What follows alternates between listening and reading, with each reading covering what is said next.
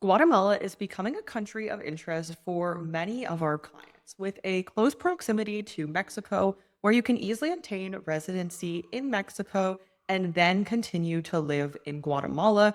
It's becoming a hot spot for global citizens and nomads, not to mention the interesting point of contention in Guatemala, which is the territorial tax system. In this video, we're going to be diving into some of the core options on how you can get residency in Guatemala and how Guatemala could potentially be beneficial for you from a tax perspective. We see two core ways that most of our clients are looking to qualify for residency in Guatemala.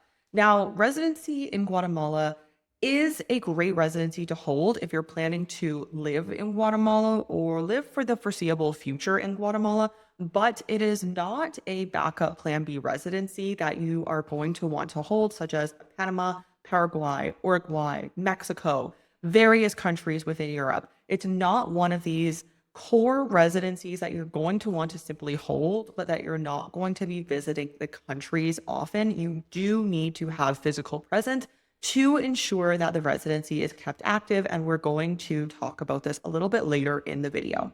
So the first way that most of our clients are looking to invest in Guatemala and obtain residency is through investment. Now, currently, and again, numbers are always subject to change just depending on government changes, but currently you will need 100,000 USD invested in either a property or a business are the two main ways in Guatemala, and you need that to qualify you for residency. Now, a question we get a lot, not just from Guatemala, but from various different jurisdictions throughout Central and South America, is am I able to finance that property or that business?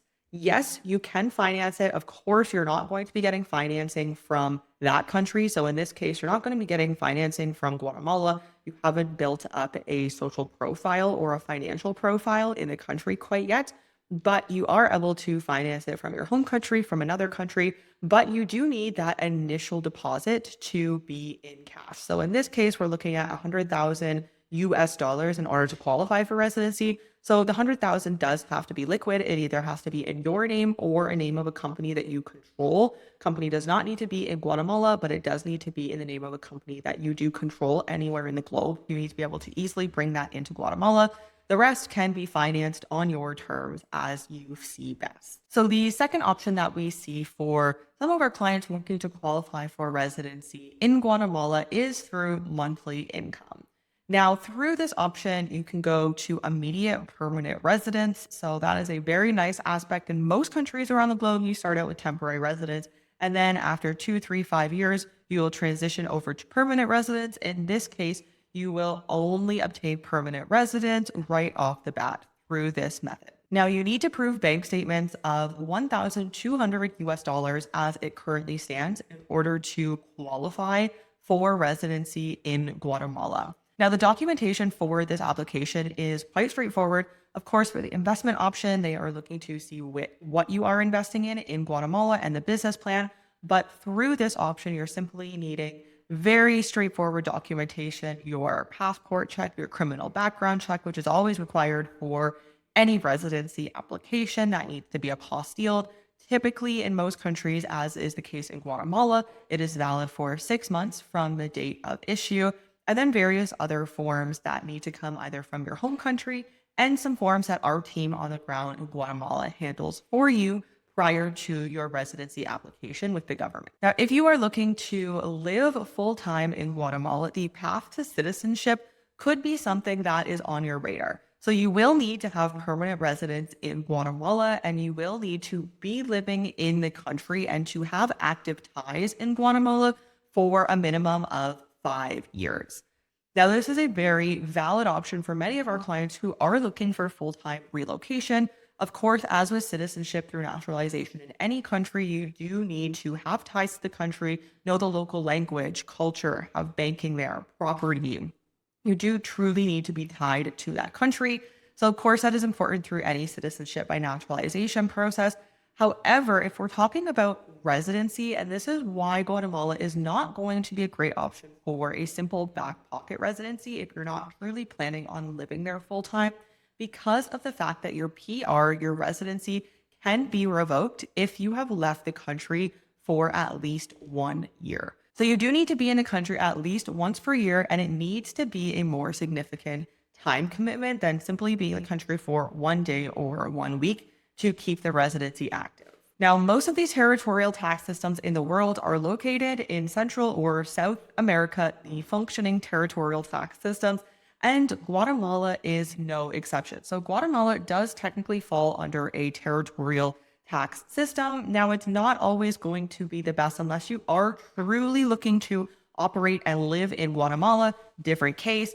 But if you're looking for banking, investment, crypto options, and you are wanting to use a territorial tax system of Guatemala to your benefit, but not truly live there, Guatemala is not going to be the country for you. We do work with clients across the globe, and we have other country recommendations just depending on themselves, their ties, and their business. But Guatemala is a territorial tax system for residents. So this means that you are taxed on any income that is sourced from within the country, and you are not taxed on income that comes from outside of the country. Now, every country does have differing rules on what territorial taxation looks like, but this is how it is defined in Guatemala.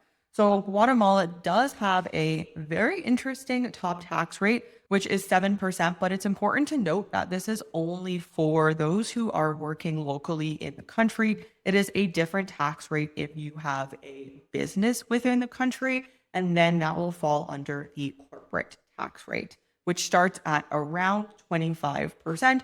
So pretty standard if we're looking at most territorial tax systems. They'll usually be either 10, 15%, or 25%. If you're looking to obtain residency or work your way towards citizenship in a country like Guatemala, you could reach out to us below. You can book a consult where we will review your case and ensure that Guatemala is going to be the proper country if you are looking to leave your home country and structure yourself, your business, your banking, your investments, your crypto, anything else that goes along with you leaving your home country and your assets in general. If you're interested in learning more about becoming a globally diversified citizen, click the video on the screen now and I'll see you there.